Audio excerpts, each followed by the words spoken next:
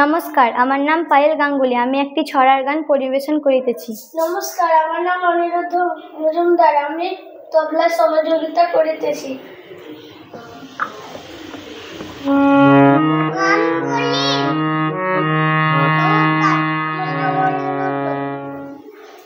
আর আমি এখানে জানি না।